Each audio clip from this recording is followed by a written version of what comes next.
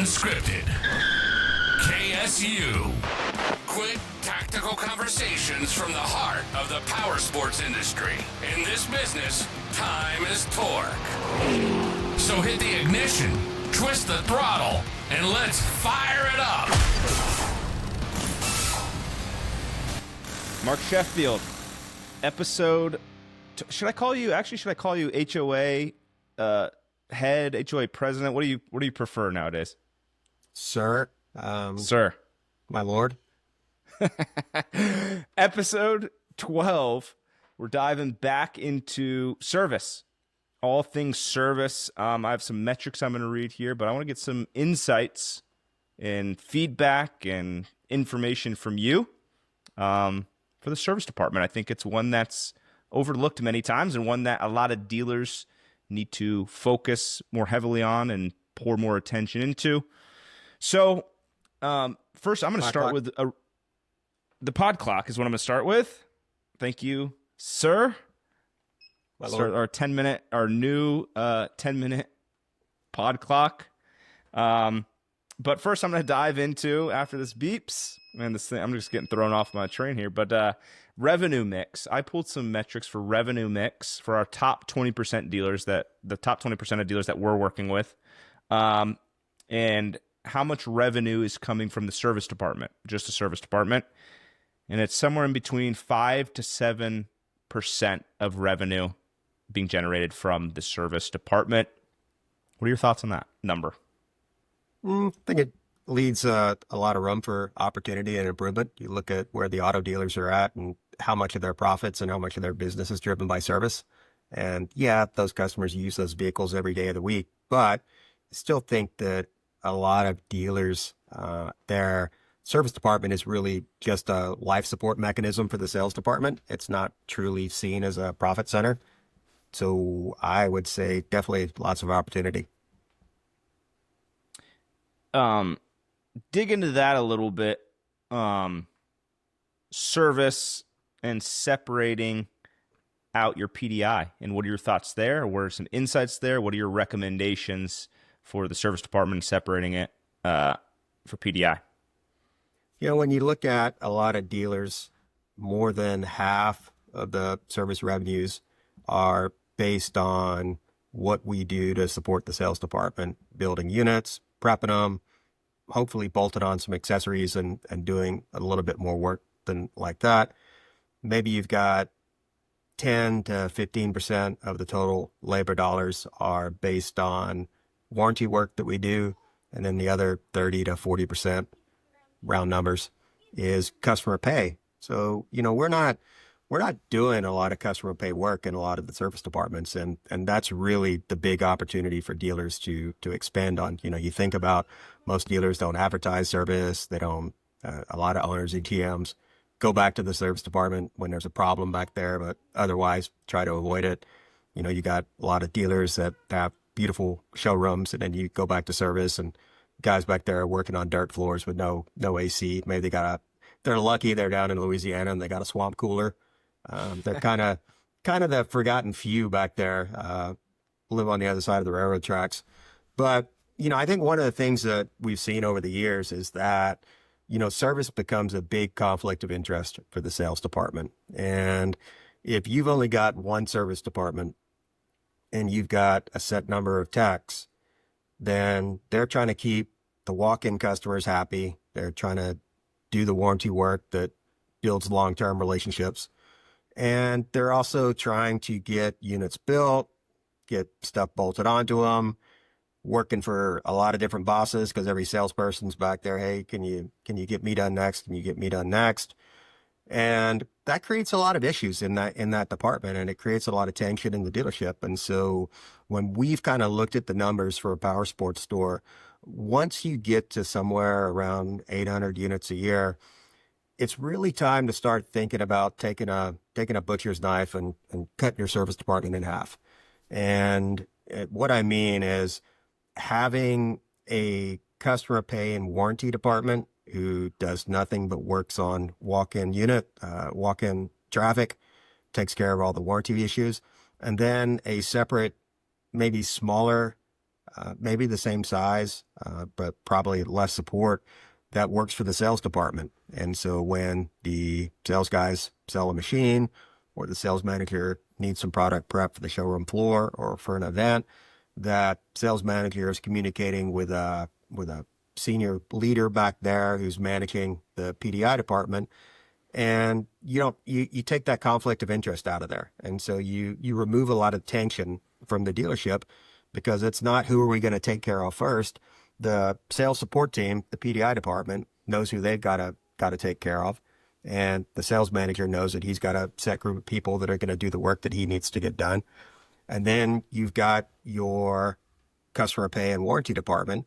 And all they got to do is take care of the customers who come through the door. And occasionally PDI is building something new, blows a rod through the bottom of the crankcases because someone at the factory forgot to tighten a connecting rod bolt. Then yeah, that's going to go from PDI over to our warranty department, and those guys are going to take care of that. But you really eliminate a lot of the problems that exist within dealerships when you split that service department like that. And, most of the DMS that we've got, they really don't support two separate service departments, but you can make it work. You can categorize the work that you're doing in the system. You can use color codes. There's a lot of different ways that you can do that. And, you can even track it by service writer. So you've got your customer pay service writers, and then maybe you've got your team leader back in the PDI department who's managing those people. I also like to, at least within Lightspeed, utilize different customer names that specify the different types of work the PDI is doing. So we might have crate damage jobs. We might have used recon. We might have some for build up and some for accessorization. And so just looking at the name on the ticket that exists in the system, you can kind of tell what that job is for. But it's there's a little bit of pain that goes into that. And there's a little bit of thought that has to be put into, what are we going to do? How are we going to pay people? How's the service manager going to get paid? When problems arise, does the PEI team, do they go to the service manager? Do they go to the sales manager? But these are all things that long-term we figured out good ways to deal with all those. And I would tell you that when you've got that team of people that the only work that they have to do is making sure that the sales department has the inventory they need when they want it, that a lot of things get easier in the dealership, and you're able to do a lot better job to meet those short-term demands of the customer. In the past, you had a customer that came in and said, yeah, I'll buy this at 10 o'clock this morning, but I need to take it home at 5 o'clock this afternoon. And then you're trying to find time to squeeze that customer into the schedule. When you've got that dedicated team of support people that all that they're doing is supporting sales, things really start to come together. And what did you say the threshold, your recommendation for the threshold needs to be to separate that out? When we've looked at when does a lot of stress really start to creep into the system, it's usually at about 800 units per year. Depending on the quality of the staff and the team that you've got back in service, could be a little bit less or a little bit more. But that does seem to be the magic number that, if you go to a dealership that's got a single service department and they're selling 2,000 units a year, it's typically pandemonium. It's like a 4-ring circus. So, when we backed it down and figured out when do things really start to break, it's usually at around that 800 mark. Got it. It's been helpful. It's the whole service conversation and the episodes we've done on parts and service has been extremely beneficial for me. I, like a lot of dealers and GMs out there, I come from the sales side of the things. So it's been a learning opportunity for me. I'm not a master, or not near a master as you are in the parts and service department. So these have been awesome for me. I hope the 3 listeners that we have, both our mothers and my sister, they find value in this information too. But I want to tell you that because it's been extremely helpful to pick your brain on the parts and service side of things, and especially in this industry, and learn the ins and outs and these type of recommendations that you have.